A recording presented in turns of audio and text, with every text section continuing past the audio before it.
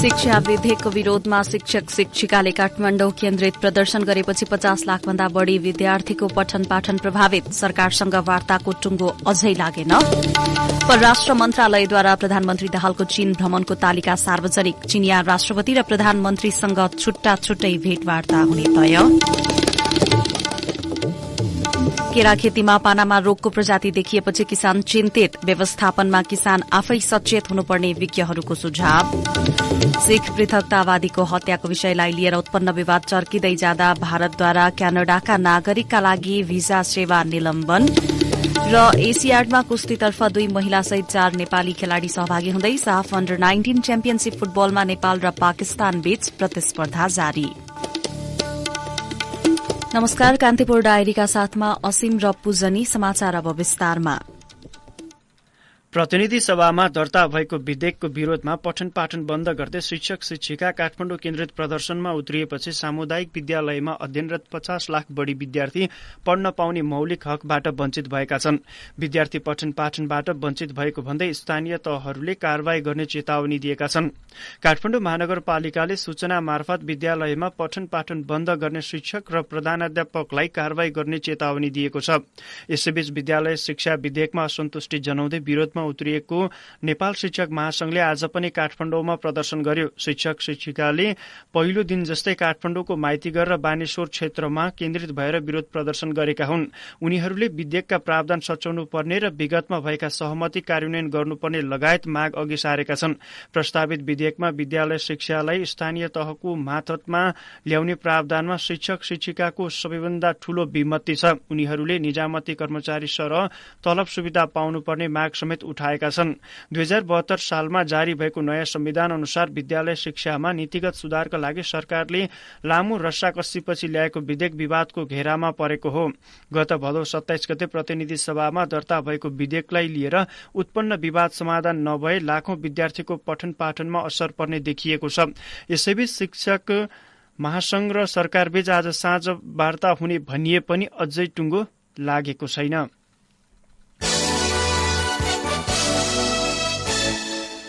राष्ट्रिय स्वतन्त्र पार्टी रासोपाले आन्दोलनरत शिक्षकहरूलाई विद्यार्थीहरूको पढ्न पाउने अधिकारलाई कुण्ठित नगर्न आग्रह गरेको छ। रासोपाका महामन्त्री एवं प्रवक्ता मुकुल ढकालले जारी गरेको विज्ञप्तिमा शिक्षकहरूका पेशागत मागमा आफूहरूको समेत समर्थन रहेको भन्दै विद्यार्थीहरूको पढ्न पाउने अधिकार कुण्ठित गर्नुको सट्टा विरोधका लागि वैकल्पिक विधि अपनाउन सुझाव दिइएको छ। विद्यालय शिक्षा सम्बन्धी विधेयकमा रासोपाले आफ्नो धारणा प्रष्टसँग राख्दै आएको र संसदमा त्यसबारेको छलफलमा समेत राख्ने प्रतिबद्धता जनाएको छ। परराष्ट्र मन्त्रालयले प्रधानमन्त्री पुष्पकमल दाहालको चीन भ्रमणको तालिका सार्वजनिक गरेको छ। चीनिया समकक्षी ली क्वाङको निमन्त्रणामा प्रधानमन्त्री दाहाल यही असोज 6 देखि 13 गतेसम्म एक साता चीन भ्रमणमा रहने परराष्ट्र मन्त्रालयले जनाएको छ। राष्ट्रसंघीय महासभामा भाग लिन अमेरिका रहेका प्रधानमन्त्री दाहाल भोलि त्यतैबाट बेजिङ जानुहुनेछ। भ्रमणका क्रममा प्रधानमन्त्री दाहालले चीनिया राष्ट्रपति सी जिनपिङ समकक्षी ली क्वाङसँग भेटवार्ता गर्ने मन्त्रालयले जनाएको छ। मन्त्रालयका अनुसार प्रधानमन्त्री दाहालसँगै स्वकीय सचिव गंगा दाहाल, परराष्ट्र मन्त्री एनपी साउद, खानेपानी मन्त्री महेन्द्र राय यादव, भौतिक पूर्वाधार तथा यातायात मन्त्री प्रकाश ज्वाला, राष्ट्रिय सुरक्षा सल्लाहकार शंकरदास बैरागी र राष्ट्रिय योजना आयोगका उपाध्यक्ष मीनबहादुर श्रेष्ठ सहितका पदाधिकारी रहनेछन्। दाहालले बेजिङमा हुने चीन नेपाल लगानी सम्बन्धी संयुक्त सम्मेलनमा सम्बोधन गर्ने तथा होङझाओमा आयोजित एसियाली खेलकुदको उद्घाटन समारोहमा सहभागी हुने तय भएको छ। प्रधानमन्त्री दाहाल नेतृत्वको टोली असोज 13 गते स्वदेश फर्किनेछ। कान्तिपुर डायरीमा अब कान्तिपुर सविस्तारको पालो। कान्तिपुर सविस्तार। पानामा रोग एक प्रकारको ढुसीले लाग्ने रोग हो। यो रोग सबैभन्दा पहिले सन् 1874 मा अस्ट्रेलियामा फेला परेको थियो। विगत 8 वर्षदेखि नेपालका केरा खेतीमा देखिएको पानामा रोगको नयाँ प्रजाति टिकापुरको केरा खेतीमा फेला परेको छ। विज्ञहरूले यो रोगको व्यवस्थापनका लागि किसान आफै सचेत हुनुपर्ने सुझाव दिएका छन्।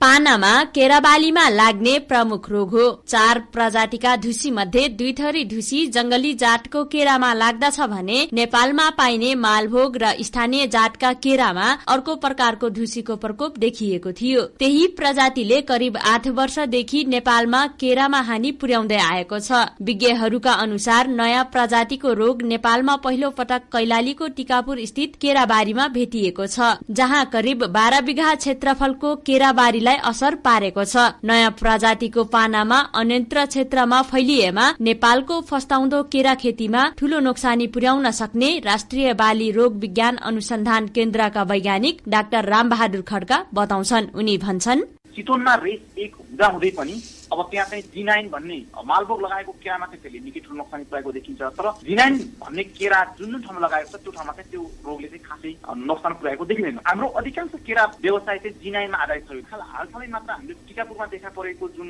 जात छ त्यो जात नयाँ जात रेस 4 या ट्रपिकल रेस 4 भनेर भनिन्छ। त्यो जातले चाहिँ हाम्रो सबै केरालाई चाहिँ त्यतिकै नोक्सान पुर्याउने देखिन्छ। केरामा पानामा रोग लागेमा सुरुमा पुराना पातको फेद पहेँलो हुन्छ, त्यसपछि पातको किनारा पहेलिन र पात सुकेर जाने गरेका छन्। यस्तै समस्याले गर्दा किसानहरूलाई चिन्तित बनाएको छ। पानामा रोगका कारणले केरा खेती नै गर्न छाडेको बताउँछन् चितवनका किसान अनिल कुँवर। उनले भने, चितवनको पूर्व पश्चिम राजमार्गबाट उत्तर साइडमा पानामा रोग एकदमै धेरै भयो, केरा खेती गर्न छोडिसके। पूर्व पश्चिम राजमार्गको दक्षिण साइडमा मात्रै केरा खेती। डर भनेको पानामा रोगको लागेपछि एकदम ढोस्दै पार्ने उठेर सक्ने गरी छचार्ने नै पानामा रोगलाई हो। बिमा कभर गर्न सकिन्छ न केही। पछिल्लो पटक टिकापुरमा 700 हेक्टर क्षेत्रफलमा गरिएको खेती मध्ये करिब 12 बिघा क्षेत्रमा पानामा नयाँ प्रजाति देखा परेको हो। टिकापुरको केराबारीमा अवलोकन गर्दा 4वटा बगैँचामा यो रोगको लक्षण 4 देखि 50% सम्म बिरुवामा लागेको देखियो। खास गरी भारतबाट आयातित G9 का बिरुवामा रोगको प्रकोप बढ़ी देखिएको छ। अहिले केराको नर्सरीमा देखिएको रोग अन्यन्त्र फैलिन सक्ने अनुमान गरिएको छ। पानामा रोग बिरुवा,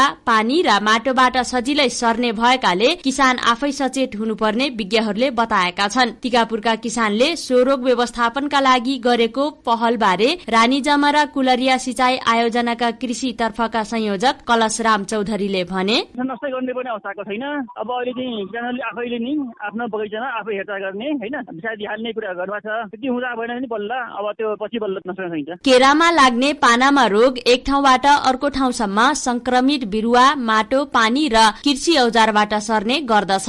त्यसबाहेक केरा बोक्ने गाडीको टायर, मान्छेको जुत्ता चप्पलमा तासिएको माटोबाट समेत रोग सर्ने सम्भावना उत्तिकै हुने विज्ञ बताउँछन्। संक्रमित माटो, पानी र औजारहरू रोगका प्रमुख स्रोत भएकाले यसलाई व्यवस्थापनको सुझाव दिँदै वैज्ञानिक खड्काले भने, खेतमा जाने आउने बाटो एउटै हुनु पर्यो। अनि त्यो बाटोमा तपाईले खेतभित्र प्रवेश गर्नुभन्दा पहिला तपाईले प्रयोग गर्नु भएको जुत्ता चप्पलहरू बाहिर राखेर भित्र प्रयोग गर्ने जुत्ताहरू भित्र राख्नु पर्यो। बाहिरबाट केही चिजहरू तपाईले भित्र लैजाने हुनुहुन्छ भने त्यसलाई राम्रोसँग सफा गरेर वा कुनै सेनिटाइजर वा ब्लिचले त्यसलाई चाहिँ उपचार गरेर मात्रै तपाईले भित्र ल्याउनु पर्यो। अनि भित्रबाट बाहिर ल्याउँदाखेरि पनि तपाईले भित्र प्रयोग गर्नु भएको जुत्ताहरू, भित्र प्रयोग गर्नु भएको औजारहरू तपाईले चाहिँ भित्रै राख्नु पर्यो र बाहिर ल्याउनै पर्यो भने पनि त्यसलाई राम्रोसँग सफा गरेर त्यो ब्लिचले उपचार गरेर मात्रै बाहिर ल्याउनु पर्यो। त्यो गाडीमा चाहिँ बोक्न नदिने र केराको हाताहरू मात्रै त्यहाँबाट चाहिँ बिक्रीको लागि चाहिँ बाहिर ल्याउन दिने वातावरण गर्यौं भने हामीले टिकापुरबाट पनि त्यसलाई चाहिँ बाहिर अरू देश अन्य भागमा चाहिँ छैनबाट रोक्न सकिन्छ। केराबालीमा लाग्ने रोग मध्ये पानामा रोग सबैभन्दा घातक मानिन्छ।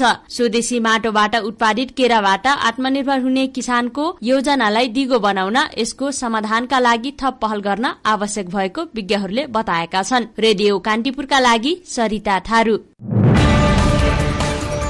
कान्तिपुर सविस्तार। कान्तिपुर डायरी ब्रेकपछि कान्तिपुर डायरीमा अब बाँकी प्रसंग। सत्तारूढ़ नेपाली कांग्रेसको केन्द्रीय कार्य समिति बैठक काठमाडौँमा शुरू भएको छ। आगामी मंगिरमा हुने महासमितिको बैठकको तयारी, अघिल्लो बैठकले तय गरेको कार्यतालिका र समसामयिक विषयमाथिको छलफल सहित एजेण्डा तय भएको कांग्रेसले जनाएको छ। बैठकको एजेण्डाबारे महामन्त्री गगन थापाले केन्द्रीय सदस्यहरूलाई जानकारी गराउनु भएको थियो। ललितपुरको सानेपा स्थित पार्टी केन्द्रीय कार्यालयमा बसेको पहिलो दिनको बैठकमा आज विमलेन्द्र निधि, कल्याण गुरूङ, नयनसिंह महर, प्रतिमा गौतम र 7 जना आमन्त्रित प्रदेश सभापतिहरूले धारणा राखेका छन्। दोस्रो दिनको बैठक भोलि बिहान 11 बजे शुरू हुने कांग्रेसले जनाएको छ।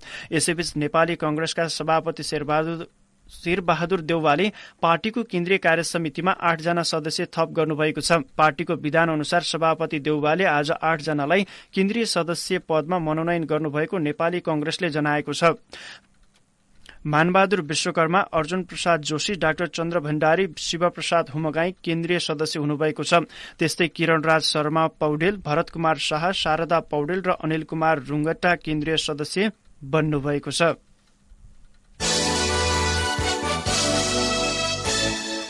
प्रतिनिधि सभाको राज्य व्यवस्था तथा सुशासन समितिले विशिष्ट व्यक्तिहरूलाई मापदण्ड विपरीत दिइएको सुरक्षा अधिकृत सवारी चालक र भान्सेलाई 15 दिनभित्र फिर्ता गर्न सरकारलाई निर्देशन दिएको छ। समितिको आज बसेको बैठकले विशिष्ट व्यक्तिहरूलाई मापदण्ड विपरीतका सेवा सुविधा फिर्ता गरी आफ्नो दरबन्दी भएको ठाउँमा पठाउन निर्देशन दिएको छ। बैठकका निर्णयबारे जानकारी दिँदै राज्य व्यवस्था तथा सुशासन समिति सभापति रामहरि खतिवड़ाले भन्नुभयो, नियम अनुसार भीभीआईपी र भीआईपीहरूलाई प्राप्त हुने सुविधा बाहेकका अन्यलाई मापदण्ड विपरीत उपलब्ध गराइएका पियासो, सवारी चालक र भान्सेहरू कुल कति छन् र मापदण्ड विपरीत उपलब्ध गराइएका पियासो, सवारी चालक र भान्सेहरू 15 दिनभित्र फिर्ता गरी आफ्नो दरबन्दी भएका ठाउँमा पठाउन नेपाल सरकारलाई, प्रधानमन्त्री मन्त्री परिषद कार्यालयलाई, गृह मन्त्रालयलाई निर्देशन दिने निर्णय गरियो। समितिले सरकारका मन्त्री तथा पदाधिकारीहरूले नियमअनुसार पाउने भन्दा बढ़ी सवारी साधनहरू प्रयोग गरेको भए त्यसलाई समेत फिर्ता गर्न समितिले निर्देशन दिएको छ। त्यस्तै बिदाका दिन अत्यावश्यक सेवा सञ्चालनका लागि सरकारी कार्यालय खोल्न निर्णय भए पनि कार्यान्वयन नभएको भन्दै समितिले चासो देखाएको छ। समिति सभापति खतिवड़ाले भन्नुभयो, नेपाल सरकार तथा प्रधानमन्त्री मन्त्री परिषद कार्यालयको निर्णय अनुसार सुशासन कायम राख्नका लागि सार्वजनिक बिदाका दिन अफिस खोल्ने निर्णय भएको सुनिन आएको थियो। आर्थिक सहयोगको निर्णय चाहिँ तुरन्त कार्यान्वयन हुने, अरू निर्णय अलि पछि कार्यान्वयन हुने हुँदा यसलाई पनि बिदाको दिन अफिस खोल्ने निर्णय यथाशीघ्र कार्यान्वयन गर्न नेपाल सरकार, प्रधानमन्त्री मन्त्री परिषदको कार्यालय र गृह मन्त्रालय र संघीय मामिला मन्त्रालयलाई निर्देशन दिने। 43 जना झण्डै 3 करोड़ 42 लाख रुपियाँ ठगी गरेको अभियोगमा वैदेशिक रोजगार विभागले विस एचआर सोलुसन नामक मेनपावर कम्पनी विरूद्ध मुद्दा दायर गरेको छ। विभागले सो मेनपावरका सञ्चालक तुलसी प्रसाद श्रेष्ठ, लालबहादुर पुलामी, अमृत श्रेष्ठ तथा कर्मचारी रमेश कोइराला विरूद्ध वैदेशिक रोजगार न्यायाधिकरण समक्ष अभियोग पत्र दायर गरेको हो। विभागका निर्देशक कविराज उप्रेतीका अनुसार पोल्याण्ड, क्रोएसिया, जापान, कतार तथा अमेरिका लगायत देशमा रोजगारी दिलाउने भन्दै ठगी गरेपछि सो मेनपावरको इजाजत समेत खारेज गरिएको छ।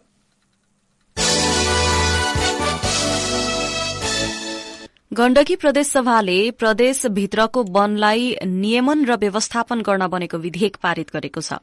उद्योग, पर्यटन, वन तथा वातावरण मन्त्रालयले विधेयक गत श्रावण 24 गते प्रदेशसभा सचिवालयमा दर्ता गरेको थियो। प्रदेशसभाको आजको बैठकले विधेयक सर्वसम्मत रूपमा पारित गरेको हो। प्रदेशभित्रको राष्ट्रिय वन, निजी, सार्वजनिक तथा शहरी वनको संरक्षण, सम्वर्धन र सदुपयोग गर्दै दिगो वन व्यवस्थापनको माध्यमबाट वनस्पति, वन्यजन्तु, जैविक विविधता, जलाधार तथा वातावरणको प्रभावकारी व्यवस्थापन गर्ने प्रावधान छ। विधेयकमा प्रदेश सरकारको स्वामित्व रहेका कम्पनी, निजी क्षेत्र र संस्थाको सहकार्यमा अनुसन्धान केन्द्र स्थापना गर्न सकिने व्यवस्था गरिएको छ। कान्तिपुर डायरीमा पुनः ब्रेकको पालो। ब्रेकपछि कान्तिपुर डायरीमा अब आर्थिक प्रसंग। वित्तीय क्षेत्र उच्चस्तरीय समन्वय समितिले सहुलियतपूर्ण कर्जा कार्यक्रमको प्रभावकारिता सम्बन्धमा अध्ययन प्रतिवेदन समेतलाई आधार मानेर पुनरावलोकन गर्ने निर्णय गरेको छ। अर्थमन्त्री प्रकाश शरण महतको अध्यक्षतामा बसेको समितिको बैठकले सहुलियतपूर्ण कर्जा कार्यक्रमलाई थप प्रभावकारी बनाउने निर्णय गरेको हो।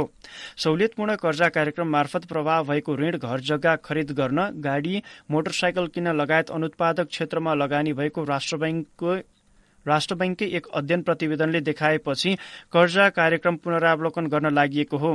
कृषि तथा पशुपन्छी, शिक्षित युवा स्वरोजगार, विदेशबाट फर्केका युवा परियोजना, महिला उद्यमशील, दलित समुदाय, व्यवसाय विकास, उच्च र प्राविधिक तथा व्यावसायिक शिक्षा लगायतमा यस्तो कर्जा दिने गरिए पनि केही कर्जा सही क्षेत्रमा सदुपयोग नभएको पाइएको थियो। त्यस्तै समितिको बैठकले राष्ट्र बैंक ऐन, बैंक तथा वित्तीय संस्था सम्बन्धी ऐन र नेपाल धितोपत्र बोर्ड सम्बन्धी ऐनहरू संशोधनको प्रक्रियालाई शीघ्रता दिने निर्णय गरेको छ। डिजिटल बैंक स्थापना गर्ने सम्बन्धमा विद्यमान कानूनी व्यवस्था पुनरावलोकन गर्ने निर्णय पनि भएको छ। अर्थमन्त्री डाक्टर प्रकाश शरण महतले मुलुकको अर्थतन्त्र चलायमान बनाउन सरकार लागि परेको बताउनु भएको छ।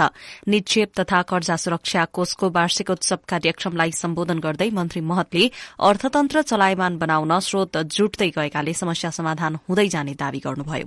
हाल पर्यटक आगमन बढ़िरहेको, विदेशी मुद्रा संचेती तथा विप्रेषण बढ़िरहेको मन्त्री महतको भनाई थियो। तितोपत्र बजार आज 44 अंकले बढ़ेको छ। शेयर कारोबार मापक नेप्से परिसूचक 44.34 अंकले बढ़ेर 2029.78 बिन्दुमा कायम भएको हो।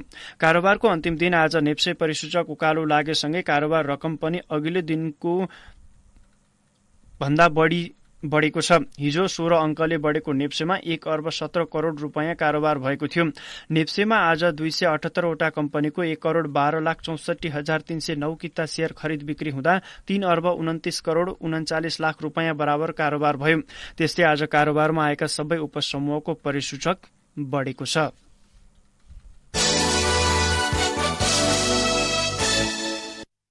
अब अन्तर्राष्ट्रिय प्रसंग।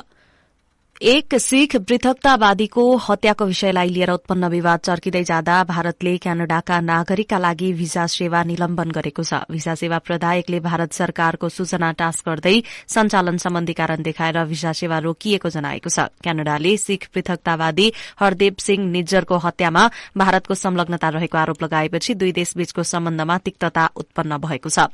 क्यानाडा स्थित आफ्ना नागरिकलाई त्यहाँ रहँदा सचेत रहन आग्रह गरेको भोलिपल्ट भारतले क्यानाडा का नागरिकलाई भिजा रोकेको हो। विश्लेषकहरूका अनुसार दुई देश बीचको सम्बन्ध अहिलेसम्मकै खराब अवस्थामा पुगेको छ।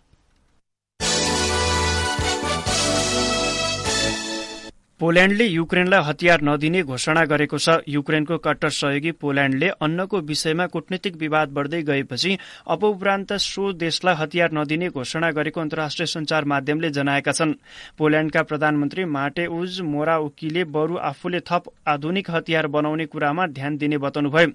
दुई देश बीचको तनाव बढ़दै गएपछि यो कदम चालिएको हो। पोल्याण्डले राष्ट्रसंघमा युक्रेनका राष्ट्रपति भोलोदिमिर जेलेन्स्कीले गरेको टिप्पणीलाई लिएर युक्रेनका राजदूतलाई बोलाइएको थियो। पोल्याण्डका प्रधानमन्त्री मोराउकीले अनाज आयातमा दुई मुलुकबीच बढ़ेको तनावको एक दिनपछि टेलिभिजनमा सम्बोधन गर्दै युक्रेनलाई अब हतियार प्रदान नगर्ने निर्णयको घोषणा गर्नुभएको हो। दक्षिण कोरियाली प्रहरीले लागू औषध तस्कर गरेको आरोपमा 17 अमेरिकी सैनिकलाई पक्राउ गरेको छ। कोरियाली प्रहरीले कोरियामा रहेको 2 अमेरिकी सेनाको शिविरमा छापा मार्ने क्रममा 17 अमेरिकी सैनिक र अन्य 5 जनालाई पक्राउ गरेको अन्तर्राष्ट्रिय संचार माध्यमले जनाएका छन्। उनीहरूलाई सैन्य शिविरबाटै लागू औषध तस्कर गर्ने गरेको आरोपमा पक्राउ गरिएको बीबीसीले उल्लेख गरेको छ। अमेरिकी सेनाको सहयोगमा कोरियाली प्रहरीले 4 महिनाको अनुसन्धान पश्चात उनीहरूलाई पक्राउ गरेको हो। अब खेल प्रसंग। वैदेशिक प्रशिक्षण सकी यसै साता स्वदेश फर्किएका नेपाली राष्ट्रिय कुस्ती खेलाड़ी एशियन गेम्सको अन्तिम तयारीमा छन्। ललितपुरको 7 डबाटो स्थित प्रशिक्षण केन्द्रमा कुस्ती खेलाड़ीको अन्तिम अभ्यास चलिरहेको छ। कुस्तीका महिला खेलाड़ीले एसियाडमा डेब्यू गर्दा पुरूषतर्फ एक अनुभवी र अर्का नयाँ खेलाड़ीले नेपालको प्रतिनिधित्व गर्दैछन्। एक रिपोर्ट। कुस्तीमा महिलातर्फ 57 केजी तौल समूहमा शिवाङ्गी दुबे र 62 केजी तौल समूहमा नेपाल आर्मी क्लबकी सुशीला चन्दले नेपालको चुनौती पेश गर्नेछन्। यी दुवै खेलाड़ी 13औं दक्षिण एसियाली खेलकुद प्रतियोगिताका रजत पदक विजेता हुन्। 13औं सागमा स्वर्ण जितेकी संगीता धामी भने व्यक्तिगत कारणले गर्दा एसियाडमा सहभागी भएनन्। संगीता गण्डकी प्रदेशमा गत वर्ष भएको 9औं राष्ट्रिय खेलकुद प्रतियोगिताको पनि स्वर्ण विजेता हुन्। एशियन गेम्सका लागि उत्साहित रहेको बताउँछिन् सुशीला चन्द। आफूले चाहिँ 100% दिइरहेको छ। हाम्रो ट्रेनिङमा चाहिँ तयारी पनि राम्रो छ। इन्डियातिर पनि ट्रेनिङ चाहिँ राम्रै गरेर आयो। धेरै राम्रो चाहिँ भनेर सोचेछौँ। आफूमा जति सक्छौँ त्योभन्दा हामीले धेरै राम्रो पर्फर्मेन्स दिने सोचेका छौँ। अब हेरौँ न। यता पुरूषतर्फ 74 केजी तौल समूहमा नेपाली सेनाका सुरेश चुनारा र 125 केजी तौल समूहमा राज यादवले प्रतिस्पर्धा गर्नेछन्। सुरेशसँग अघिल्लो संस्करणको एसियाडको अनुभव हुँदा राजको डेब्यू सहभागिता हो। यी दुवै खेलाड़ी 13औं सागको कांस्य पदक विजेता हुन्। सुरेश भन्छन्, अहिलेसम्म हामीले कहिले वैदेशिक ट्रेनिङ गरेर हामीले गेम खेल्न पाएको छैन। वैदेशिक ट्रेनिङ र हाम्रो नेपालको ट्रेनिङ मिलाएर हाम्रो खेल एकदमै डेभलप भएको छ र र हामीलाई लाग्छ अहिले हाम्रो एसियन गेममा पदक आउने सम्भावना चाहिँ आशा पनि गरेका छौँ। हामीले 2 महिनाको ट्रेनिङले पनि हामी केही न केही त्यहाँबाट राम्रो रिजल्ट ल्याउँछ भन्ने सोचिरहेका छौँ। अवश्य हाम्रो नेपालको पनि खेलमा राम्रो हुनेछ र एसियनमा पनि मेडल आउँछ। एसियन गेम्सकै तयारीका लागि भारत गएका कुस्ती खेलाड़ी गत सोमबार स्वदेश फर्किएका हुन्। उनीहरूले उत्तर प्रदेशको नन्दनी नगर स्थित टाटा मोटर्स एकाडेमीमा विदेशी प्रशिक्षकबाट श्रावण र भदौभर प्रशिक्षण लिए। कुस्ती इतिहासमै खेलाड़ीले पहिलो पटक वैदेशिक प्रशिक्षण पाएकाले एसियाडमा यो पटक पदकको आशा गरिएको मुख्य प्रशिक्षक मुमताज अली इद्रिसी बताउँछन्। उनले भने तयारी अरू देशको तुलनामा हाम्रो कम भयो। हामी पदकको आशा नगरौं, हाम्रो पर्फर्मेन्स राम्रो हुन्छ, हामी रिकर्ड ब्रेक गर्छौं। हामीले कुनै कमजोरी राखे छैन आफ्नो तर्फबाट। तयारीमा लगानी गरे भने अवश्य आउने दिनमा चाहिँ एसियन गेमहरुमा पनि पदक आउँछ। हामीले जहिले पनि इन्डिभिजुअलमा बढी चान्सेस छ। 8औं सागमा कुस्तीबाट 5 कांस्य पदक जितेको नेपालले 13औं सागमा 1 स्वर्ण, 5 रजत र 7 कांस्य गरी कुल 13 पदक जित्न सफल भयो। यो नेपाली कुस्तीको ऐतिहासिक उपलब्धि हो। एसियाडमा कुस्तीका खेलहरू यही असोज 17 देखि शुरू हुनेछन्। नेपालबाट 4 खेलाड़ी सहित 5 सदस्यीय टोली यही असोज 15 गते चीनको हाङझाओ शहर जाने बताइएको छ। नेपालले कुस्तीका 4 विधामा स्पर्धा गर्नेछन्। रेडियो कान्तिपुरका लागि पूजनी श्रेष्ठ।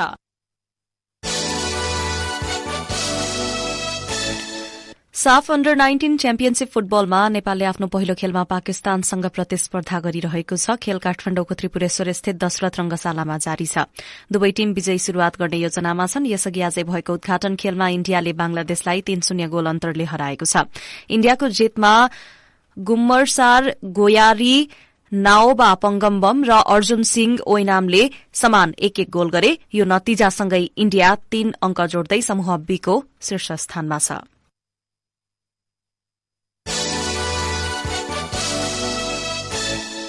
विश्व प्रसिद्ध बर्लिन म्याराथनमा नेपालबाट 2 धावकले सहभागिता जनाउने भएका छन्। जर्मनीको बर्लिनमा आगामी आइतबार हुने म्याराथनमा 47,912 धावक मध्ये 2 जनाले नेपालको प्रतिनिधित्व गर्नेछन्। नेपालबाट सहदेव व्यञ्जनकार र दिनेश व्यञ्जनकारले विश्वको सबैभन्दा तीव्र गतिको मानिएको म्याराथन कोर्समा भाग लिँदैछन्। सहदेवले यसअघि 2017 मा अमेरिकाको न्यूयोर्क म्याराथन र 2019 मा शिकागो म्याराथनमा सहभागिता जनाइसकेका छन्। सहदेवले नेपालभित्र आयोजित Annapurna 100 ultra marathon, Stupa to Stupa 54 kilometre, फिटसेल म्याराथन सफलतापूर्वक सम्पन्न गरिसकेका छन्। त्यस्तै अर्का सहभागी दिनेश व्यञ्जनकार पूर्व फुटबलर हुन्। उनीसँग पनि हाफ म्याराथन र 10 किलोमिटर दौड़को अनुभव छ। दुवै धावकलाई नेपालका कीर्तिमानी धावक वैकुण्ठ मानन्दरले हालै विदाई गर्नुभयो। उहाँले दुवैलाई म्याराथन सफलतापूर्वक सम्पन्न गर्न शुभकामना पनि दिनुभयो। अवस्था यिनै प्रसंगसँगै साँझ 6:30 बजेको कान्तिपुर डायरी सकियो। अन्त्यमा मुख्य प्रसंग पुनः एकपटक। शिक्षा विधेयकको विरोधमा शिक्षक शिक्षिकाले काठमाडौँ केन्द्रित प्रदर्शन गरेपछि 50 लाखभन्दा बढ़ी विद्यार्थीको पठन पाठन प्रभावित। सरकारसँग वार्ताको टुङ्गो अझै लागेन। परराष्ट्र मन्त्रालयद्वारा प्रधानमन्त्री दाहालको चीन भ्रमणको तालिका सार्वजनिक। चीनिया राष्ट्रपति र प्रधानमन्त्रीसँग छुट्टै भेटवार्ता गर्ने तय। केरा खेतीमा पानामा रोगको प्रजाति देखिएपछि किसान चिन्तित। व्यवस्थापनमा किसान आफै सचेत हुनुपर्ने विज्ञहरूको सुझाव। सिख पृथकतावादीको हत्याको विषयलाई लिएर उत्पन्न विवाद चर्किँदै जाँदा भारतद्वारा क्यानाडाका नागरिकका लागि भिसा सेवा निलम्बन। र एसियाडमा कुस्तीतर्फ 2 महिलासहित 4 नेपाली खेलाड़ी सहभागी हुँदै साफ अन्डर 19 च्याम्पियनशीप फुटबलमा नेपाल र पाकिस्तान बीच प्रतिस्पर्धा जारी। अवस्था यिनै प्रसंगसँगै कान्तिपुर डायरीको यो बुलेटिन सकियो। असीम र पूजनी विदा हुन्छौं। नमस्कार।